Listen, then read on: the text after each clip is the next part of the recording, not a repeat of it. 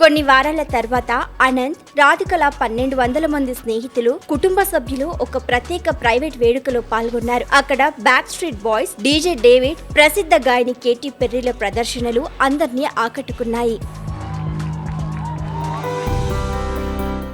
ఎప్పుడూ ఒక ముఖ్యమైన మాట ఉంటుంది. అదే మానవ సేవే మాధవ సేవ.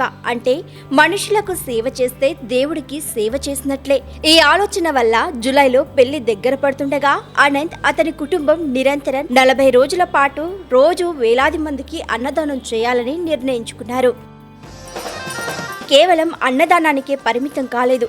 డాన్స్, మన సంస్కృతి కూడా ఈ అద్భుతమైన పెళ్లిలో ముఖ్యమైనవి. జామ్నగర్లో గర్బా డాన్స్ నుండి కోకిలాబెన్ అంబానీ హోస్ట్ చేసిన దాండియా నైట్ వరకు అన్నిటికంటే గుర్తుండిపోయే క్షణం నీతా అంబానీ మనసును హత్తుకునే నృత్యం. ఒక తల్లి ప్రేమకు చాలా అందమైన చిహ్నం. రాధికకు కూడా డాన్స్ అంటే చాలా ఇష్టం. అంబానీ కుటుంబం మన భారతీయ కళలను, సంస్కృతిని ఎలా కాపాడుతుందో రాధిక డాన్స్ ప్రయాణం కూడా అలాగే ఉంది. 2022లో అనంత్ ప్రోత్సాహంతో రాధిక తన భరతనాట్య ఆరంగేట్రం చేసింది. అది రాధిక చాలా సంవత్సరాలుగా చేసిన సాధన, అంకిత భావానికి గుర్తు. మరిన్ని ట్రెండింగ్ వీడియోల కోసం News18 తెలుగు యూట్యూబ్ ఛానల్ను సబ్స్క్రైబ్ చేసుకోండి.